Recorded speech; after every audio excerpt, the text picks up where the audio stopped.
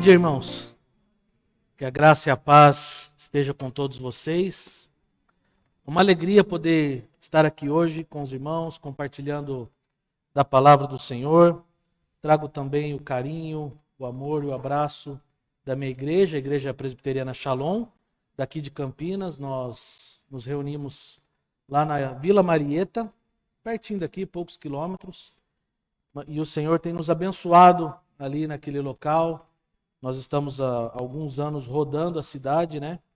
E hoje nós estamos fixados na Vila Marieta, graças a Deus, num local próprio, depois de alguns anos caminhando pela cidade.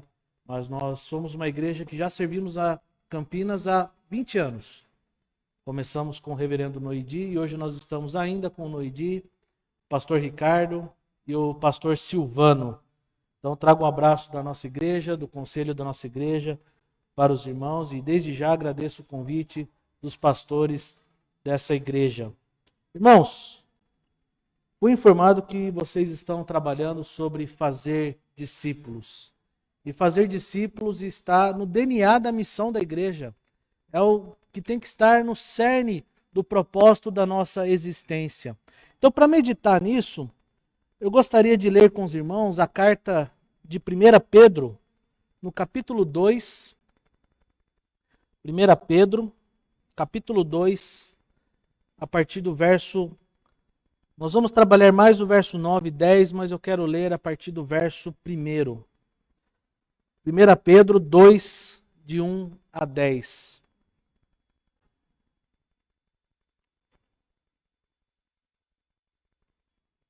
A palavra do Senhor, ela diz assim: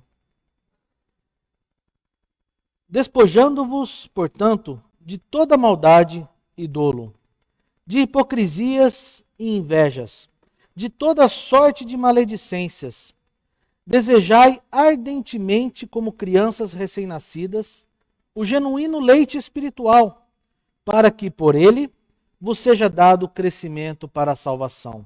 Se é que já tendes a experiência de que o Senhor é bondoso, chegando-vos para ele a pedra que vive, rejeitada, sim, pelos homens, mas com Deus eleita e preciosa. Também vós mesmos, como pedras que vivem, sois edificados casa espiritual, para serdes sacerdócio santo, a fim de oferecerdes sacrifícios espirituais agradáveis a Deus por intermédio de Jesus Cristo. Por isso está na Escritura: eis que ponho em Sião uma pedra angular, eleita e preciosa, e quem nela crer não será de modo algum envergonhado.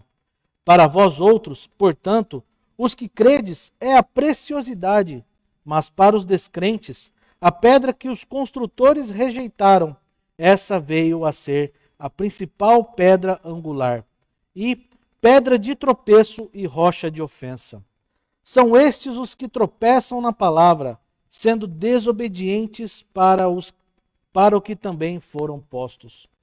Vós, porém, sois raça eleita, sacerdócio real, nação santa, povo de propriedade exclusiva de Deus, a fim de proclamardes as virtudes daquele que vos chamou das trevas para a sua maravilhosa luz. Vós sim, que antes não erais povo, mas agora sois povo de Deus, que não tinhais alcançado misericórdia, mas agora alcançastes misericórdias. Vamos orar, queridos. Pai, louvado seja o seu nome pela tua palavra, Pai. Eu quero pedir primeiramente perdão pelos meus pecados, pelas minhas falhas, e me coloco, Pai, aqui nas tuas mãos para ser instrumento do Senhor nesta manhã, Pai. Abençoa os meus irmãos aqui presentes, aqueles que estão nos assistindo. Abra, Senhor, as nossas mentes e os nossos corações para receber tudo aquilo que o Senhor tem para nós nesta manhã. Que aqui, Pai, a sua palavra seja anunciada, pregada e tocada nos nossos corações, transformando as nossas vidas para cada dia mais sermos semelhantes a Ti. Essa é a minha oração no nome de Jesus. Amém. Queridos, há uma semana nós assistimos o encerramento dos Jogos Olímpicos de Tóquio. Estiveram presentes nesse evento cerca de 11.100 atletas aproximadamente, de pouco mais ou menos de 100 países diferentes. Eu dei uma pesquisada e foram cerca de 46 modalidades disputadas e distribuídas aproximadamente 1.000 medalhas. Isso significa que menos de 10% dos atletas que foram lá competir não atingiram o objetivo da missão, de levar uma medalha para casa. Ou seja, a maioria dos atletas que foram para Tóquio voltaram para suas casas sem nenhuma medalha no peito. Nas Olimpíadas, eu acompanhei a final do surf, foi bem no começo das Olimpíadas, e um atleta chamado Ítalo Ferreira, que ganhou a medalha de ouro, tinha acabado de se classificar para a final, e o repórter perguntou para ele qual era o seu sentimento de ter já garantido uma medalha para o seu país, de pelo menos ter a medalha de prata. A sua resposta foi: eu não vim aqui para levar a prata, eu vim aqui para buscar o ouro. Essa é a minha missão. Após a derrota do vôlei feminino para o Brasil, a repórter perguntou para a atleta chamada Fernanda Garay, que estava se aposentando da seleção feminina de vôlei, e a sua resposta também foi um pouco nesse sentido. Ela diz, na sua despedida: eu estou muito feliz, eu saio dos jogos com um sentimento de missão cumprida. A cada ciclo olímpico, milhares de atletas treinam e se preparam arduamente para uma missão: chegar aos Jogos Olímpicos em plenas condições de disputar e competir por uma medalha. Agora eu faço uma pergunta: qual é a nossa missão como igreja? Como discípulos de Jesus, como seguidores do Mestre, qual é a nossa missão? Todos nós temos uma missão. Instituições, organizações, grandes corporações têm e possuem uma missão. A missão, ela tem muito a ver com o propósito e a razão da nossa existência e também da existência de instituições e diversos segmentos da nossa sociedade. É algo que define a nossa vocação e a nossa identidade como comunidade ou segmento da sociedade. Segundo Andrew Kirk, autor da obra O que é a Missão, ele diz que cada empresa e cada instituição tem se ocupado nos últimos anos em escrever sua declaração e propósito de missão, afirmando a razão específica do estabelecimento da instituição, sua ambição e seus alvos, para que ela existe. Podemos até dizer que a declaração de missão é uma organização que explica o motivo pelo qual ela acredita ser enviada ao mundo. Quando falamos em missão, a primeira coisa que me vem à mente é que nós não podemos colocar ela numa caixinha e fechá-la. David Bost, em seu livro Missão Transformadora, ele diz que a missão permanece indefinível. Ela nunca deveria ser encarcerada nos limites estreitos de nossas próprias predileções. Isso significa que nós não podemos fechar demais o conceito de missão, mas também não podemos correr o risco de exagerar demais a sua abertura. Stephen Nails, ele diz a respeito disso, e ele diz que quando tudo é missão, nada é missão. Eu tive um professor no meu seminário de teologia que ele diz assim: quando banalizamos o conceito de missão e entendemos que qualquer coisa é feita pela igreja é cumprimento da obra missionária, essa falta de intencionalidade e consciência leva a uma tendência muito comum. A missão passa a ser manutenção, ou seja, a igreja passa a lutar apenas para manter suas conquistas, voltando-se para si e não para fora. A palavra missão, ela está diretamente ligada à igreja e à sua história. Por exemplo, se a gente falar em missão da igreja, nós provavelmente vamos vincular o nosso propósito como era da igreja primitiva. Mas se a gente falar no cristianismo ocidental, podemos ver que ela foi associada a evangelismo e plantação de igreja.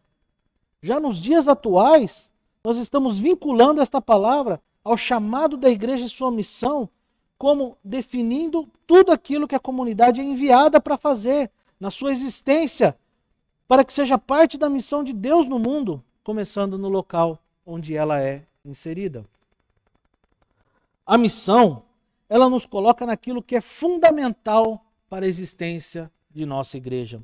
Afinal, quando Cristo nos chamou para Ele, nós fomos inseridos na comunidade dos santos para trabalhar no cumprimento de seus propósitos para o mundo. Andrew Kirk também diz que a nossa vida é uma vida em missão. E a vida só tem propósito quando tem uma dimensão missionária. Quando pensamos na missão da igreja, procuramos respostas para diversas perguntas, como, por exemplo, o que é a igreja? Para que serve a igreja? Qual é a razão dela existir? Para que e para quem ela serve? Qual é a sua relação com o mundo?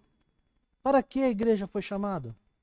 Ou qual é o propósito de Deus para nós? E quando a igreja tem sucesso, essa notícia é boa, mas ela é boa para quem? A missão não é uma receita de bolo, algo pronto, mas nós podemos buscar nas Escrituras a instrução do Senhor de como cada um de nós deve ser inserida na missão.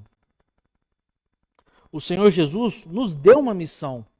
Na grande comissão que Ele deixou nos evangelhos registrado, Ele direcionou o seu povo sobre aquilo que nós devemos fazer enquanto estivermos peregrinando por este mundo.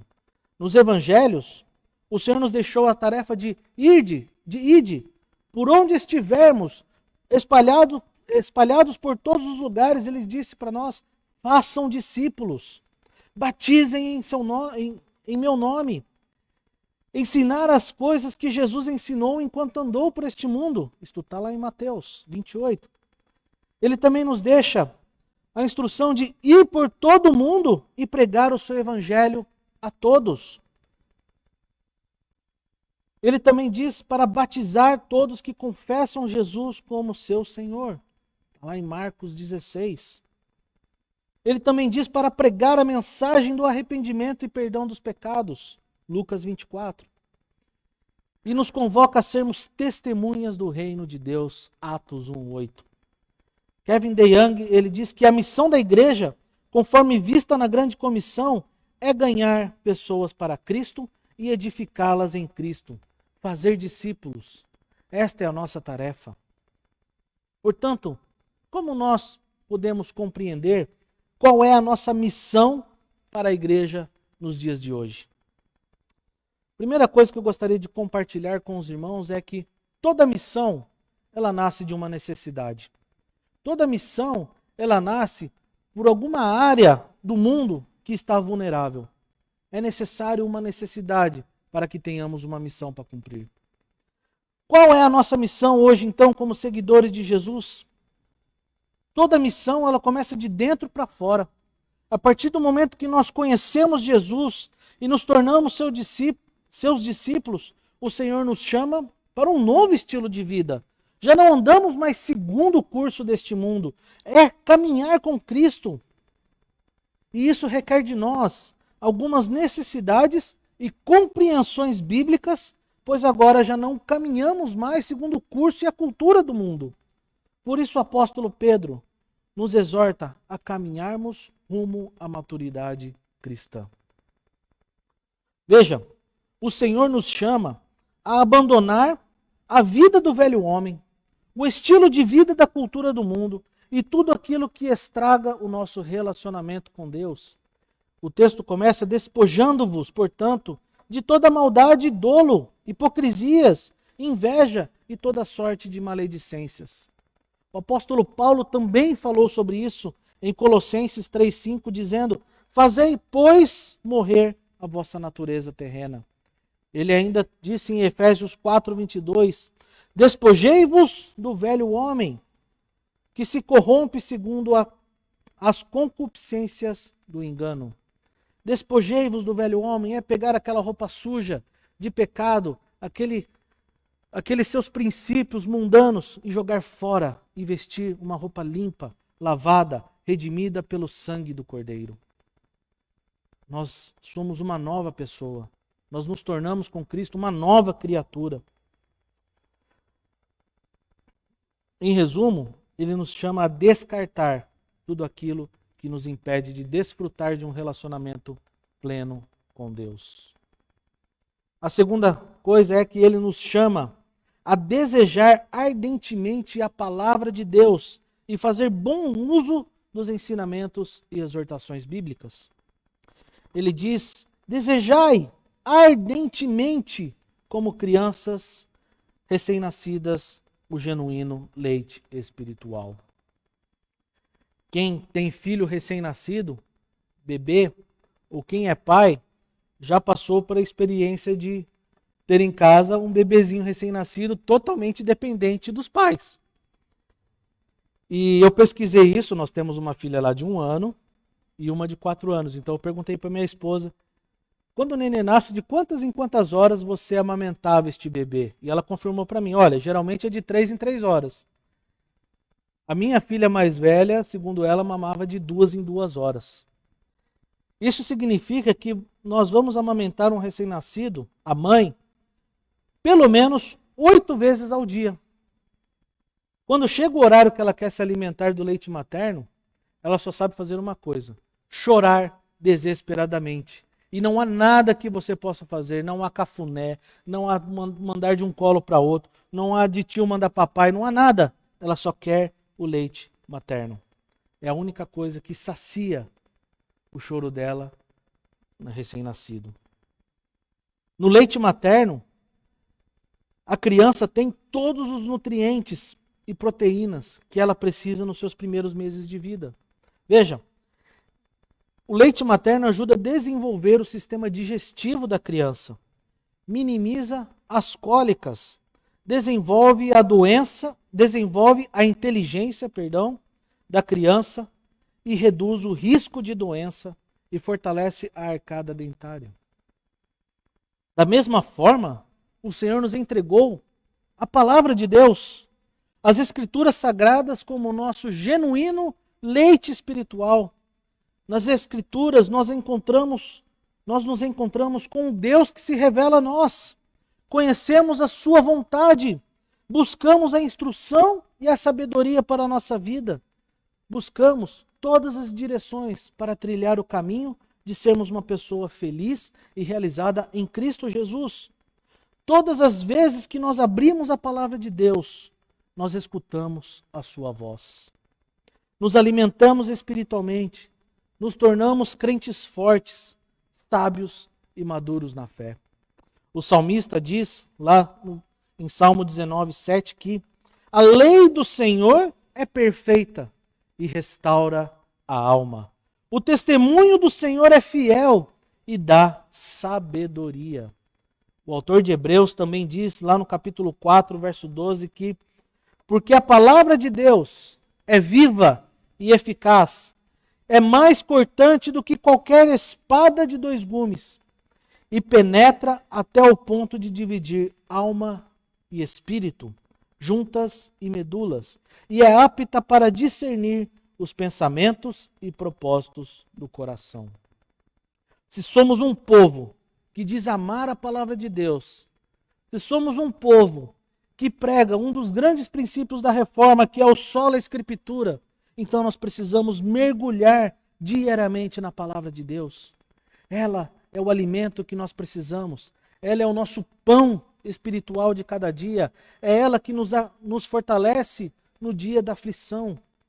Quando nós passamos por lutas, naqueles que creem firmemente em Jesus, a primeira coisa que vem é um versículo na cabeça. Elevo os meus olhos para os montes, de onde me vem o socorro? O meu socorro vem do Senhor, que fez os céus e a terra. Quantas vezes eu recitei esse tão conhecido versículo por momentos de luta. A palavra de Deus nos alimenta e nos fortalece. Se não mergulharmos nas Escrituras, seremos crentes fracos, seremos crentes manipulados por falsos mestres, por ideologias, por partidos, pela cultura do mundo. Mas o Senhor também nos convoca a edificar as nossas vidas sobre o sólido fundamento que é Cristo. Chegando-vos para Ele a pedra que vive, Cristo não é apenas a nossa referência e modelo de vida. Ele é o fundamento e o alicerce da nossa fé. Ele é a razão pelo qual hoje somos dele. Edificar a nossa vida em Cristo é trilhar o caminho dele. Em resumo, um cristão só progride na fé se de todo o coração buscar Deus por meio de Cristo Jesus. Por isso, aqueles que estão em Cristo se tornam casa espiritual. O Senhor nos chama a consagrar a nossa vida a Deus e, consequentemente, desfrutar de um relacionamento pleno com Ele. No versículo 5 ele diz: vós mesmos, como pedras que vivem, sois edificados casa espiritual, sacerdócio santo. No verso 6 ele também diz que quem nela crer não será de modo algum envergonhado. Os que credes é a preciosidade. Jesus Cristo homem, é o exemplo padrão para o exercício da missão de Deus. Intimidade com o Pai, humildade, submissão, amor, plenitude de espírito, palavra, fé, verdade, dedicação, objetividade, intencionalidade. Todas essas nossas ações missionárias têm de estar baseadas na pedra angular, Cristo Jesus. Por isso o Senhor nos chama para sermos colaboradores de sua missão. No verso 5 ele diz: a fim de oferecer de sacrifícios espirituais agradáveis a Deus. Quando nós colocamos a nossa vida a serviço do reino, nós oferecemos nossa vida como sacrifícios espirituais. Aqueles que seguem a Cristo dão testemunho dele e de sua obra redentora. Hebreus 13, 15 e 16 diz: por meio de Cristo Jesus, pois, ofereçamos a Deus sempre sacrifícios de louvor, que é fruto de lábios que confessam o seu nome. Não se esqueçam da prática do bem e da mútua cooperação, pois tais sacrifícios Deus se agrada.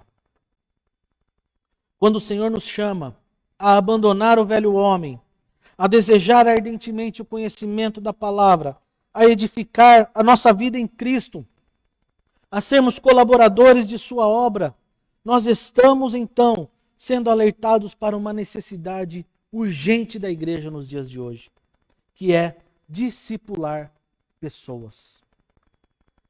Por quê? Porque através do discipulado nós somos encorajados a crescer na caminhada cristã até atingir a maturidade e estarmos aptos a nos engajar na missão. É na jornada do discipulado que cada crente, novo ou não, o nosso discipulado cristão só termina na eternidade.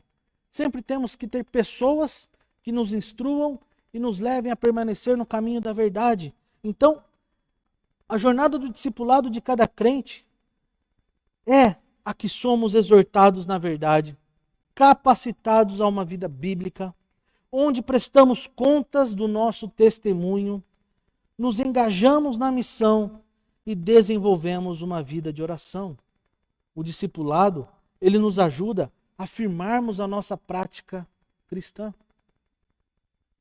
Randy Pope, ele diz que o evangelho não tem rival à altura na sua habilidade de transformar o coração humano. No entanto, o poder do evangelho, presente na palavra de Deus, é mais bem traduzido de uma vida para outra. À medida que homens e mulheres guardam a palavra no próprio coração, dando tempo para que ela germine e cresça, o fruto da vida deles pode ser aproveitado por outros cristãos. Cristãos maduros, que se firmam no poder do evangelho, podem passar adiante o que sabem e o que vivem para aqueles que têm fome de crescer na fé. Isso é vida na vida. O discipulado é uma caminhada onde seguidores de Jesus são juntos transformados, moldados e guiados por Deus para uma maturidade cristã e a fim de compreender a sua missão. Por isso que Fazer novos discípulos não é apenas uma missão, mas ela é uma necessidade da igreja. Uma necessidade que eu diria urgente. Há pessoas que precisam ser alcançadas pela mensagem do Evangelho. A nova vida não deve ser apenas vivida pelos crentes, mas ela deve ser compartilhada. O mundo precisa do Evangelho, a cultura precisa do Evangelho, a política precisa do Evangelho, a economia precisa do Evangelho, os esportes precisam do Evangelho, a música precisa do Evangelho, tudo aquilo que norteia a nossa vida como cidadão, como um ser que vive em uma sociedade, toda a sociedade precisa da mensagem do Evangelho. E sabe nas mãos de quem está esta mensagem? Nas mãos da igreja, comigo e com cada um de vocês. No verso 9 também, 1 Pedro 2, o versículo começa como vós, porém. E este verso contrasta com o versículo 8, quando Pedro diz e cita Isaías 8,14, dizendo, será pedra de tropeço e rocha de ofensa. O que Pedro quer dizer aqui? Que há pessoas que rejeitaram a verdade. Amados, ou nós andamos no caminho da verdade, ou nós estamos vivendo uma vida de mentira. Ou nós estamos caminhando com Deus, ou nós estamos pelejando contra Deus. Muitos conhecem Jesus, o Cristo histórico, o bom mestre, aquele que fez boas obras, até curou pessoas, aquele que deixou bons ensinamentos, mas eles não conhecem o Cristo, o Senhor da história. Por isso que essas pessoas são pessoas que não vivem a verdade do Evangelho, ou até rejeitaram esta verdade. É por isso também que o testemunho para os povos não é uma tarefa de indivíduos, mas prioritariamente de uma comunidade de resgatados. Para tanto, a consciência de que essa obra é da igreja é fundamental, é uma necessidade. E é por isso que toda missão também, esse é o segundo ponto, nasce de uma identidade. Precisamos saber quem nós somos. Precisamos saber de onde saímos. Precisamos saber aquilo que Cristo fez por nós, o que nós nos tornamos em Cristo. O verso 9 começa falando da nossa identidade e dos privilégios que nós, como igreja do Senhor, possui como filhos de Deus e nos estimula a vivermos cumprindo o propósito de compartilhar o evangelho da salvação com aqueles que nos cercam. Se conhecemos a nossa missão, se sabemos quem somos, só conheceremos o nosso chamado se sabermos aonde estamos em Cristo. A identidade que temos em Cristo é o norte da nossa missão. E aqui, o apóstolo Pedro ele diz que nós somos raça eleita, sacerdócio real, nação santa, povo de propriedade exclusiva de Deus. Ele cita aqui 4 privilégios, 4 nomes que identificam a igreja, a identidade da igreja, a identidade de cada um de nós como cidadão dos céus. Primeiro ponto que ele diz aqui que nós somos raça eleita. Algumas versões da Bíblia traduzem como geração eleita, povo escolhido de Deus. Pertencemos a uma raça é pertencermos a uma família, uma tribo, alguém que tem uma descendência. Por isso, a gente pode traduzir também este termo como família eleita de Deus. Efésios 1, 4, 5 diz, assim como nos escolheu nele, antes da fundação do mundo, para sermos santos e irrepreensíveis perante ele. E em amor, nos predestinou para ele, para a adoção de filhos, por meio de Jesus Cristo, segundo o beneplácito de sua vontade. Por causa de Cristo e do seu sacrifício na cruz, hoje nós podemos nos chamar de irmãos, pois pertencemos a uma mesma família, a família de Deus. Somos da descendência de Abraão. Ele nos escolheu, nos chamou para pertencer a uma nova família. O apóstolo Pedro cita Isaías 43, 21. Nesse texto também, ao meu povo, ao meu escolhido, ao povo que formei para mim, para celebrar o meu louvor. Portanto, Pedro vê os crentes como o corpo de Cristo, isto é, a igreja, povo escolhido por Deus.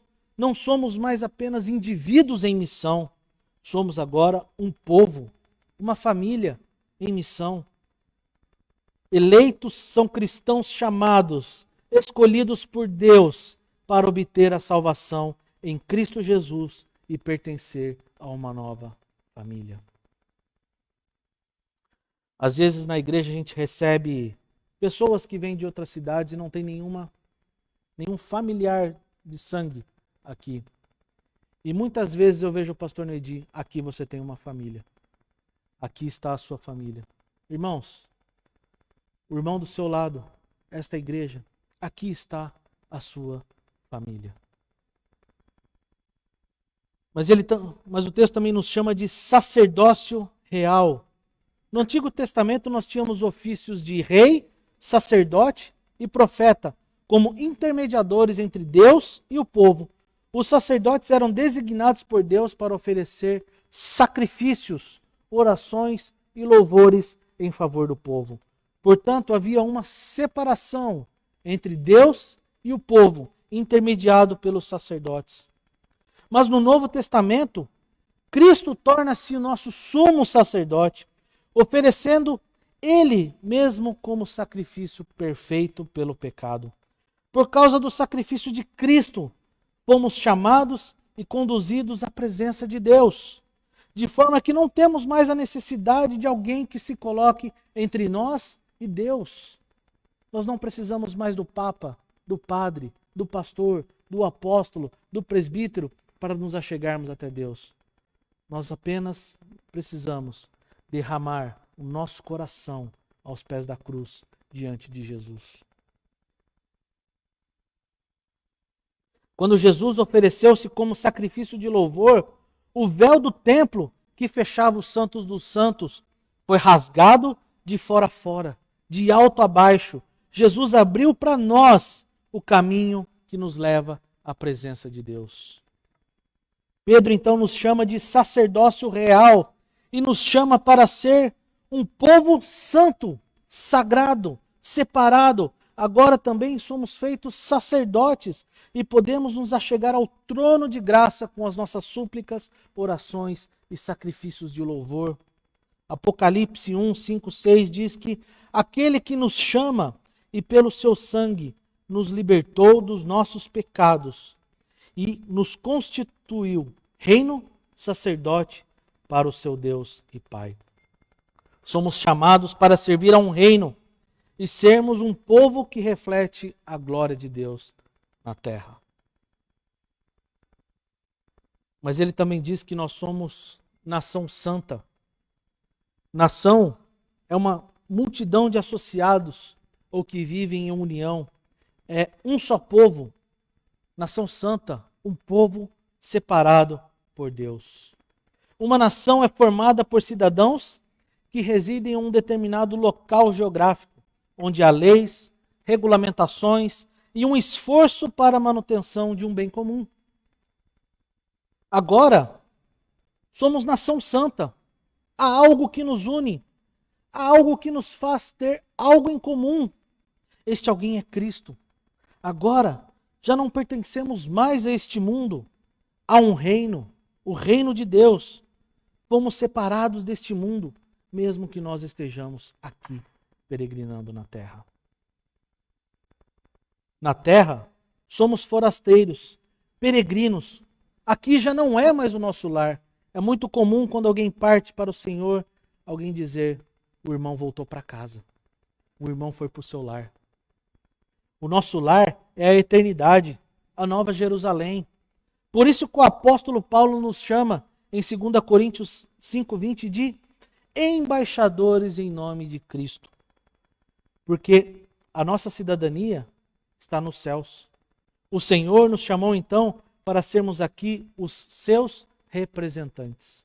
O embaixador é aquele que no exterior representa os interesses da nação da qual ele vem. Nós pertencemos a uma nação celestial. E nós estamos aqui, vivendo aqui, como embaixadores, representantes de Cristo. Greg Gilbert, ele diz que, como crentes, nós somos totalmente credenciados embaixadores adornados do império de Jesus Cristo. O supremo rei do universo. Quando vamos à igreja, somos embaixadores do rei. Quando saímos com os nossos amigos, somos embaixadores do rei. Quando vamos ao nosso trabalho, somos embaixadores do rei. Quando vamos a uma reunião, atendemos a um cliente. Quando entramos num projeto, quando martelamos um prego, varremos o chão, somos embaixadores do rei. Quando caminhamos pela cidade, damos boas-vindas a alguém, ainda somos embaixadores do rei. Somos embaixadores do rei sempre, inclusive no tempo que nós estamos, por exemplo, no nosso trabalho e em todas as nossas atividades seculares. Isso significa que os cristãos precisam viver uma vida de intencionalidade. O nosso trabalho, ele não é simplesmente para você ganhar dinheiro e ter o seu sustento. O seu trabalho é o lugar onde Deus te colocou para você seguir a missão dele, para você ser bênção lá, para você ali ser embaixador de Cristo, para ali fazer discípulos.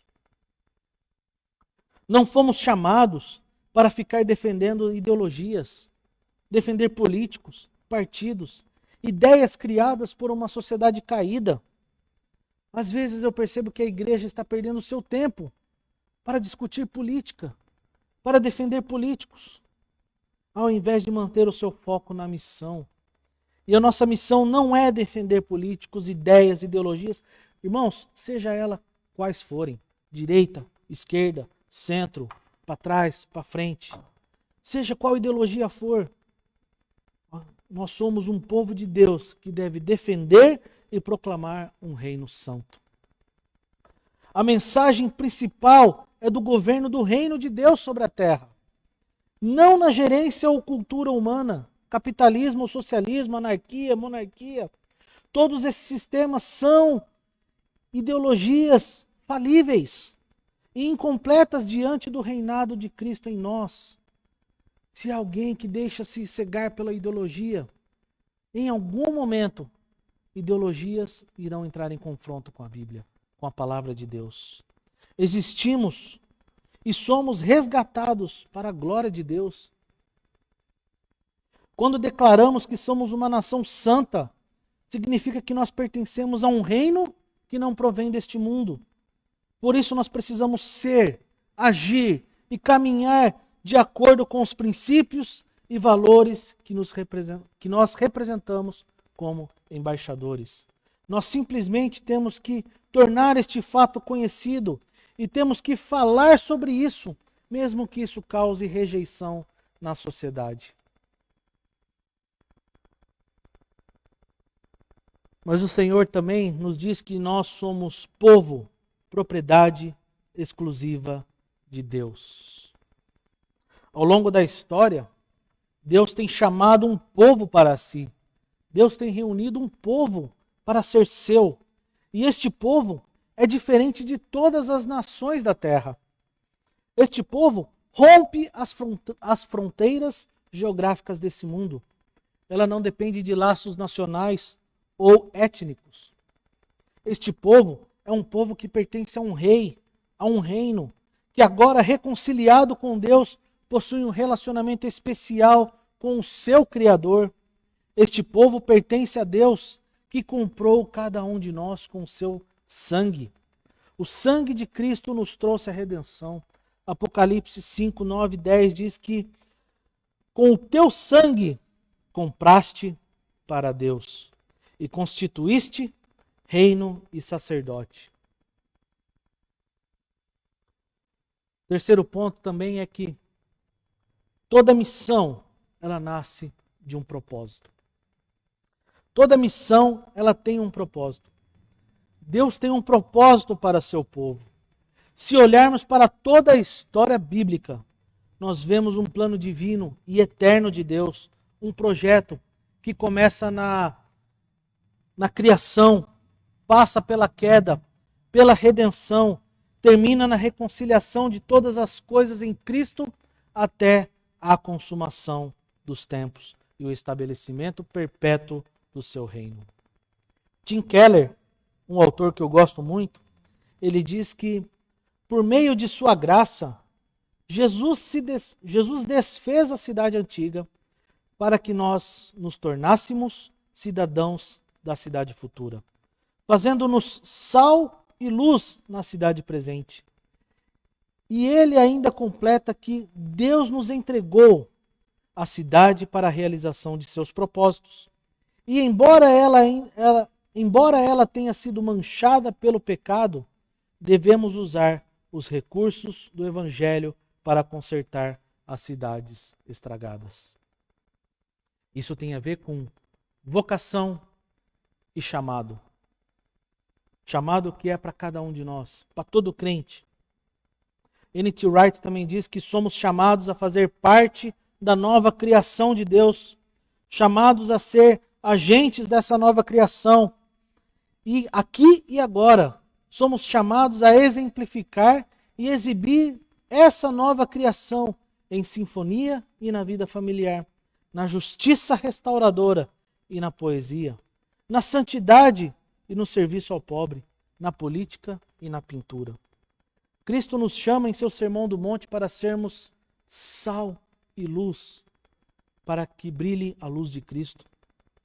Paulo nos diz em sua segunda carta aos Coríntios que Cristo nos deu o ministério da reconciliação e como seus embaixadores atuemos por meio de seu nome a fim de chamar o mundo para a reconciliação com Deus. A igreja não é um fim em si mesma, criada para o seu próprio benefício. Não é apenas um grupo social, um gueto. Sua identidade suplanta isso. Mas nós somos representantes de Deus. Nós falamos, proclamamos e agimos debaixo da autoridade de um nome, Jesus. Ele disse em Mateus 28:18, toda a autoridade me foi dada no céu e na terra. Portanto, essa comunicação precisa ser coerente, ou seja, vivermos o que pregamos e proclamamos. A mensagem do Evangelho está na identificação dos discípulos com a missão de Deus. É por isso que o quarto ponto diz que toda missão nasce com um alvo. O verso 9 termina dizendo, a fim de proclamardes as virtudes daquele que vos chamou das trevas para a sua maravilhosa luz. Proclamardes aqui quer dizer anunciar, divulgar, publicar, fazer conhecido. Proclamar as virtudes. As virtudes quer dizer conduta de pensamento, de sentimento, de ação. Significa uma bondade moral que só Cristo pode colocar nos nossos corações. Pedro aqui mostra a tarefa de todo cristão. Essa tarefa não é só minha, não é só do pastor desta igreja, não é só do pastor da minha igreja. Essa tarefa é de todo cristão, de todos nós. Todos nós temos essa incumbência. Aqui está a nossa missão, proclamar o evangelho da salvação a todos aqueles que estão à nossa volta e demonstrar ao mundo a maravilhosa luz de Cristo. Devemos proclamar os seus feitos, o seu poder, a sua glória, a sua majestade, sabedoria, graça, misericórdia, santidade e amor. Devemos proclamar o maior escândalo da mensagem do Evangelho. Que Deus amou o mundo de tal maneira que deu seu único Filho para aquele que nele crê, não pereça, mas tenha vida eterna. Este é o maior escândalo do Evangelho. Sabe por quê? Porque Cristo amou pessoas, Deus amou pessoas como eu e você, pecadores, condenados, perdidos, abraçados com o pecado. O Senhor nos tirou dessa situação. Esse é o maior escândalo. Porque Deus salva pessoas que não merecem ser salvas. Isso é um escândalo. Mas Deus amou pessoas como eu e você, que estávamos perdidos, e nós fomos alcançados pela graça e pelo amor de Jesus. Quando proclamamos a mensagem, atendemos a missão de Deus, fazer discípulos. É isto que Deus está fazendo no mundo. E eu oro, Senhor, não me tire do que o Senhor está fazendo no mundo. Me faça parte disso. Fazer discípulos. É isto que Deus está fazendo. Reunindo discípulos de todas as nações por meio da pregação do Evangelho, fomentada pelo Espírito Santo, que leva à salvação de almas. E pregar o Evangelho não é só subir ao púlpito. Pregar o Evangelho com a nossa vida, com as pessoas que estão à nossa volta, com pessoas que neste momento carecem da graça de Deus, com pessoas que estão sofrendo e vivendo sem sentido na vida. A missão é fazer discípulos, batizá-los em nome de Jesus e ensiná-los a andar no caminho da salvação. Seguir a grande comissão não é sobre missão em outro país ou uma outra cultura. A grande comissão é a missão que torna o fazer discípulos a agenda e a prioridade normal de cada igreja e de cada discípulo cristão. Colin Marshall, ele diz que o único crescimento que tem importância nos planos de Deus é o crescimento de crentes. Isto é o que a videira próspera realmente é. Indivíduos crentes, nascidos de novo e enxertados em Cristo por ação da palavra e do Espírito, integrados em comunhão mutuamente edificantes uns com os outros. Nós podemos estar em uma boa igreja, com uma boa estrutura, com bancos confortáveis, com ar-condicionado, um bom equipamento de som, uma boa transmissão online de qualidade. Podemos até, irmãos, ter uma boa teologia, como a Igreja Presbiteriana do Brasil tem. Mas, se não trabalharmos para que o caráter de Cristo seja refletido nas pessoas, a fim de que elas tenham um encontro com Deus, tudo isso é em vão. O que serve ter uma boa teologia se não usarmos isso para a transformação de vidas?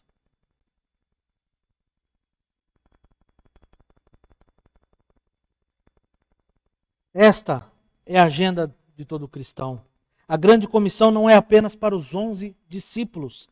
Ela é a agenda básica de todos os discípulos. Ser um discípulo é ser fazedor de discípulos.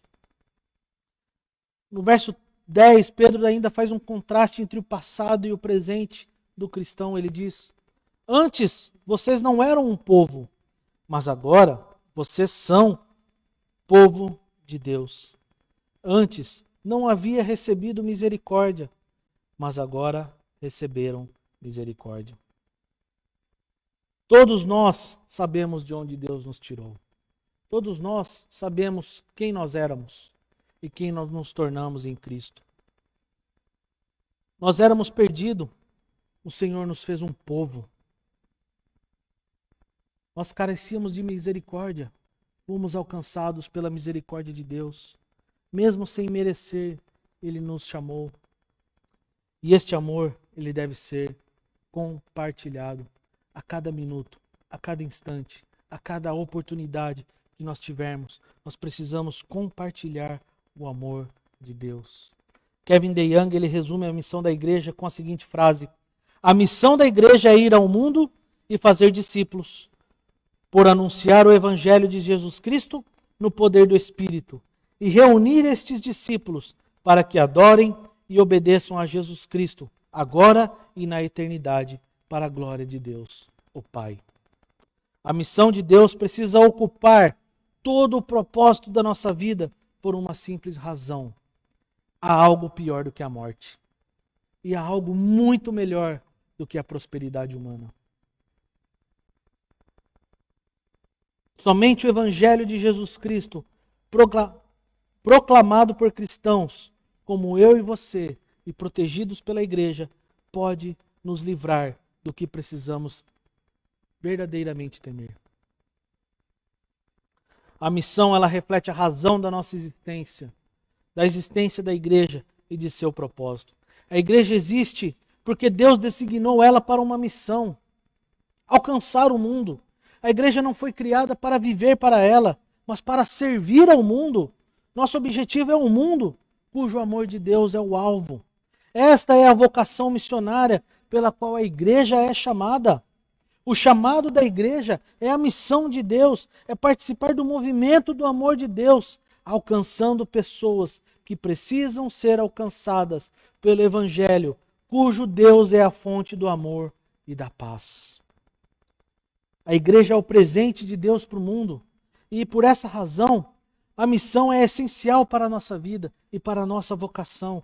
Ser agentes de Deus, reconciliar o homem com o reino dele. A missão coloca a igreja em movimento. Nosso chamado é o mundo, nosso chamado é para as pessoas, visando reconciliá-las com Deus. O reino é a boa nova que Jesus Cristo veio anunciar, a qual convida o mundo a entrar nele, as pessoas. Ele diz em Atos que recebereis poder e descereis sobre vós o Espírito Santo. O Espírito Santo habita em nós. E por causa do Espírito Santo, sereis minhas testemunhas. Testemunhas de quem? De Cristo. Tanto em Jerusalém, como em toda a Judéia, Samaria e até os confins da terra. Sermos testemunhas com os nossos vizinhos, no nosso bairro, na cidade de Campinas, na nação, no trabalho, na política, na economia, nos esportes. Eu quero terminar, irmãos, com 3 fatos que me marcaram e me chamaram a atenção neste período da pandemia. E eu diria que no pior período da pandemia que o nosso país passou. Perdemos muitos irmãos em Cristo. Mas muitas pessoas, batalhando pela vida, entre a vida e a morte, não deixaram de testemunhar aquilo que o Senhor fez por eles. A primeira é de um irmão da nossa igreja. Foi infectado pela Covid, passou alguns dias entubado. A igreja diariamente reunindo-se 7 horas da manhã, orando por este irmão e por outros irmãos também que estavam sofrendo. Mas nós chorávamos por ele, por 2 irmãos da nossa igreja. E Deus livrou este irmão. Ele foi entubado depois de alguns dias.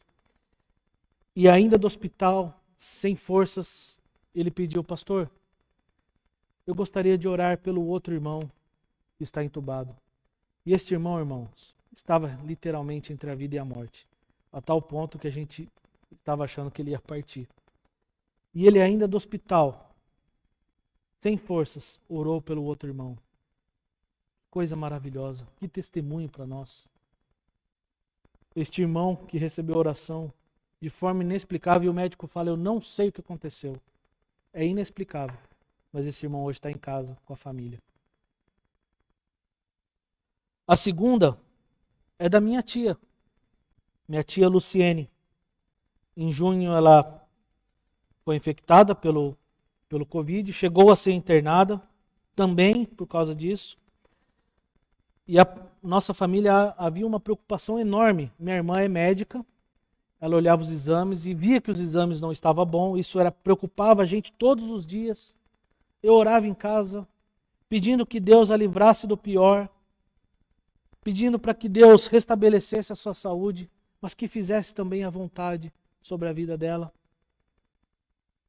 Até que ainda internada, sem fôlego, precisando de oxigênio, ela manda uma mensagem de WhatsApp no grupo da família dizendo: estou caminhando um dia de cada vez. Orem pela minha colega de quarto. Tenho falado bastante com ela sobre Jesus. Amo vocês e obrigado pelas orações. Sem fôlego, sem forças, precisando de oxigênio. A preocupação dela estava com a pessoa ao lado, falando de Jesus. E a terceira, só para encerrar, é de um querido amigo, irmão do meu tio, cunhada dessa minha tia, os dois pegaram juntos. Ele, em vias de ser entubado,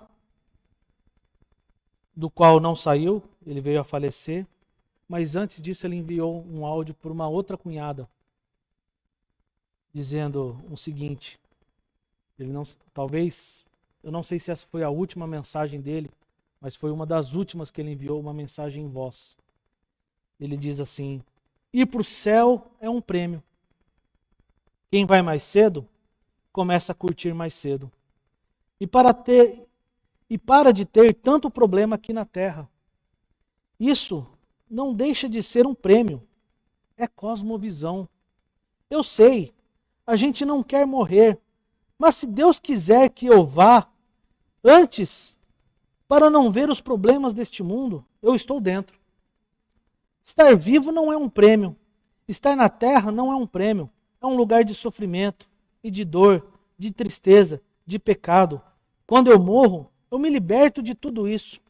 Não que eu busque a morte, mas se Deus quiser me chamar antes, eu estou dentro. Este é o conceito que temos que ter. Pouco tempo depois, ele foi entubado e nunca mais retornou para casa. Ontem fizeram um culto na igreja dele, na Igreja Batista Fonte. Um culto de gratidão a Deus, não pela vida dele, graças a Deus ele está com Deus, na presença de Deus, mas um culto de gratidão a Deus pelo testemunho que este homem deixou na vida da família e dos irmãos. E lá estava a cunhada dele, que ouviu essa mensagem, testemunhando a preocupação deste homem, de como ela estava com Deus, qual era o seu relacionamento com Deus. 3 pessoas queridas e amadas, que na batalha pela vida, na luta pela sobrevivência, reconheceram quem são em Cristo, de onde viemos e para onde vamos, e que em meio à sua aflição não deixaram a oportunidade de compartilhar o Evangelho passar, nem desviaram da sua missão como cristãos. Irmãos, a gente olha muitas vezes para a desgraça, para a doença, para tudo que nós estamos vivendo nos últimos anos. Mas muitas pessoas estão ouvindo do Evangelho nos hospitais. Nos hospitais, há médicos, discípulos de Jesus, crente, falando do Evangelho para pessoas que estão entre a vida e a morte. Há cristãos sofrendo nos hospitais e que lá estão tendo a oportunidade de falar do Evangelho. Isso é missão, isso é cosmovisão, isso é ter na cabeça, na mente e no coração, fazer discípulos. Fazer discípulos está acima daquilo que nós vemos à nossa volta.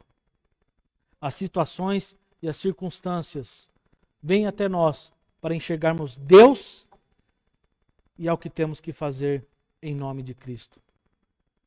À noite eu vou falar sobre oportunidades que as crises nos dão de compartilhar o Evangelho e permanecer na missão. Por isso eu vou terminar por aqui.